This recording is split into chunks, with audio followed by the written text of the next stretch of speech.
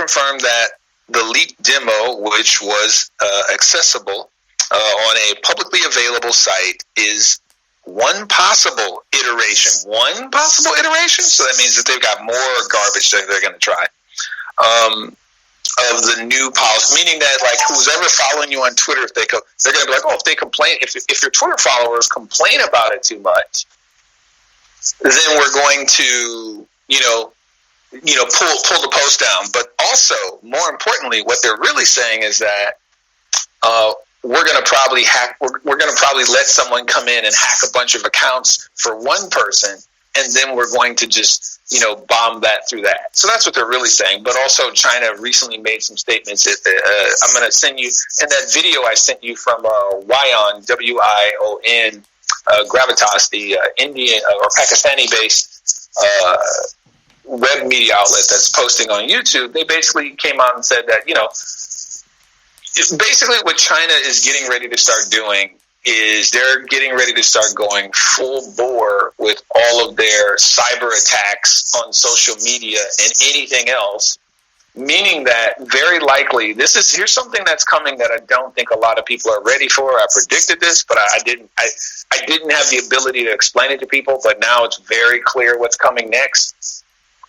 They're going to basically start making cyber calibras that are the equivalent of a blackmail bot. It's a bot that takes your private information and starts telling you, we're going to send this to the person that you're hiding it from. And people might think, oh, well, I'm not hiding anything from anyone. Oh, you filed incorrectly on your taxes, didn't you? Oh, no, I didn't. Yeah, you did. Or, oh, you're married. We have records. So they've given them all of our personal private records. It's no different, really, than the trolls that hack you and contact personal friends. But this time around, meanwhile, like this time around, what they're going to be doing is they're going to be trying to scare people out of being vocal. You know what I mean? Like we've got, so China's going to be trying to blackmail everyone around the planet with all this data they've been stealing, and that's really that's the only thing they have left. And based on the way, you're talking to a guy who. The cybersecurity person, but what they're showing you, what I've been noticing is the types of information they've been stealing. And now that I realized what Google was really doing Google was engineering a specialized search engine for them, which was really more of a sensor engine, so that Google could exist in China, yet still allow China to shield, the hobbled masses of peasants that they've been like brutalizing, to get them to this point. And what they were essentially going to have to do next was, in order to put down, because, you can't manage everybody, but what they figured out about the rest of the world, specifically democratic countries, the only way you can keep people in line is to use the leverage of, shame, because that's their mindset. But I'm sorry, go ahead. I shared last night on my show, my prayer show, a woman out of China who was, basically risking her life to, speak out about this censorship and oppression of the Chinese people. And, and for the most part, they've been protesting in the streets for months. I mean, I think 4 or 5 months to my guesstimation or observation in the streets prior to the outbreak. Hong Kong was going on for almost like I think it was like 16, maybe 18 months. Like, well, I would say 13 to 15 months. And again, in some ways, I feel like a lot of people want to say that this was done by someone else. Let me put it this way: I want to blame some sort of dark, and I've said this before. I want to blame. There's a part of me that wants to, as a reflex, blame some sort of dark organization. But I can tell you right now that, and some people say, "Oh, we saw push options." I'm like, you got to show me that, because everybody can show me push options from 9/11 or every other false flag. But until I see those push flags from push options, meaning that you knew the stock was going to crash. So I've seen none of that. However, what I will say is that the way that China's handling this lets me know that this was basically, they lost control of their own weapon. They shot themselves in the foot, and all the things that are pointing to the way that they're handling. I mean, they kicked out. Listen, at the point where you have a viral pandemic breaking out, killing large numbers of your population, and you don't want to let the World Health Organization in to help you with their expertise, let alone the CDC from America or anywhere else. On top of that, you kicked out the last. Keep in mind, they kicked out the last American journalists. They say 3 journalists were kicked out. They were from the New York Times now, or I think it was the Wall Street Journal. It might have been the Wall Street Journal. But the fact that they were willing to kick them out of the country lets me. And then they tried to say the article was racist. It was not racist. It was not a racist article. I'll tell you this.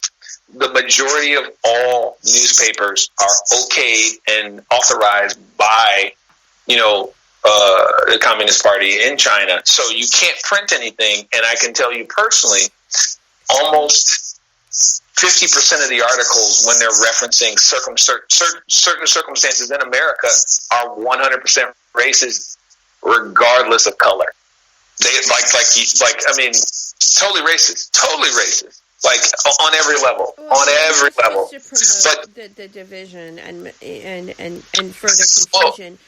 These are written in Chinese. These are written in Chinese, and these are meant for Chinese people. These aren't papers that are necessarily posted in any sort of way that the average American or other, language-speaking person is going to read them. This is them. It's definitely for the division, but it's for the division, and sort of psychologically speaking, in regards to what's the word? Chinese.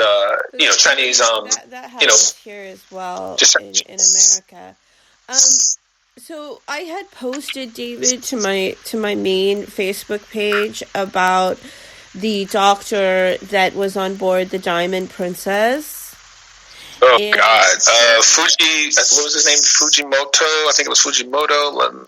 And I got it right here in front of me. Hold on. I kid you not, like 45 minutes later, 2 hours later, it seemed very quick, okay.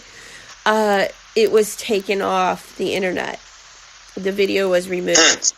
But since then, NBCnews.com has reported that 2 passengers died after leaving the cruise ship.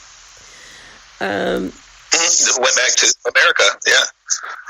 Yeah. But then that's crazy because, and see, here's the thing: is it the woman, and is it the middle-aged woman and the senior citizen old lady? Because the old lady had her mask on upside down. The younger woman sitting next to her didn't even have. It's somehow misinformation because the doctor was unaffected, but. Well, we don't know if he was affected or not because we don't. Here's the thing: is that I'm sorry. Go ahead. Gestation period on this virus. Looking like 2 months. It's looking like an incubation. It looks like in healthy people, it has a gestation period of easily 2 months. 2 months. 2 months, and excuse me, anywhere from 24 to 42 to 2 months. That's what the gestation period is looking like, which means the healthier you are, the longer it takes for you to get sick, but it doesn't prevent you from still spreading the virus, and that's what people are really trying to avoid the fear of. Okay, and that's... But rightfully so, but I'm sorry. So now that we have established that, I just want to... The next thing is that okay, I have been seeing... I do have access to more, how do you say, like, civilian-type content and videos being sent to me, and if I publish them, they often get removed from the internet. But, it's painfully obvious that some of the video footage of these people losing bodily control, that this is, it's acting more like a nerve agent or something bifurcated with a nerve agent. Can you speak to Well, that? sorry about that noise. Well, I can say this, which is what we're looking at, and everyone's finally able to start saying this, is that we're looking at a cytokine storm, but you can't get a cytokine storm without some sort of nerve agent sort of effect. Like it's a direct attack. I mean, like, okay, so for most people, if you are not, can you hear me? Yeah, I can hear you. You're still coming through. Okay, so for most people, if you're not familiar with what a nerve agent does, all of your chemical receptors for your motor skills, your autonomic functions, your endocrine system, your hormone production, your hormone receptors. Really quick, I just want to interject. Just share a little bit about your background so that people know where you're coming from, that you are knowledgeable on this topic. I'm trying not to laugh that you asked me that, because I swear to God, every time the poop hits the fan, I end up in a situation where I'm talking to you and you ask me that question, and then I suddenly have to say, you know what, I did do that for a job. Okay, I can speak to that. So no, I when I was in the military, when I was in the Marine Corps, I had NBC training. That was one of my other jobs. My job was specifically NBC decontamination. So I had to know what the problem was, what type of pathogen it was, whether it was a nuclear pathogen, how to manage the area, how to safeguard it, how to, identify it, how to recognize what the signs were in the people. Same as for a biological hazard or a biological agent, and the same as for a chemical weapon. So any one of those weapons, whether it was nuclear, biological, or chemical, it used to be called MBA, which is NCA, which was nuclear, chemical, and It was biological, chemical, and atomic. That's what it used to be called. Something to that effect. That was the acronym. But now it's NBC, nuclear, biological, and chemical. So my experience with understanding that, sitting through a lot of class hours, a lot of what's the word I'm looking for? That wasn't my only job in the Marine Corps, but that was definitely one of my long-term, cross-training classes that was very useful. I think when we originally met back in 2005, you were in, you were in the Marines, or you had, worked in that field, and I just wanted to clear that up with our audience so that, because some people are just now tuning in, some people are new to the show. Okay, so here's the thing, is that one of the things, so even though I learned that in those classes, what I didn't learn until I got injured, I was crippled for 2 years, I didn't tell you, I think I mentioned that to you, but I was crippled for 2 years, and what I learned was that a cytokine storm doesn't just have to happen because of a nerve agent. It can happen because of an injury where your body will not allow, you'll get stuck in a chemical loop where if your nerves are agitated in some way. In fact, most of the people you see who are crippled, it's not just a pinched nerve. They're stuck in a localized version of a cytokine storm that's constantly informing their body like, hey, this section is under pain. I'm going to keep sending these hormones to the area to let you know that there's pain. People say, oh, that's an electrical signal. It's like, yeah, but the electrical signals need, they need the nerve receptors to keep picking up the chemicals, the hormones that are telling your body, hey, listen, this area is injured. I'm going to immobilize you with pain. I mean, some people will disagree, but I'd be more than happy to sit down and talk with anybody about that. But I digress. My point is, when it comes to nerve damage, but not just nerve damage, when it comes to a cytokine storm, most chemical weapons, the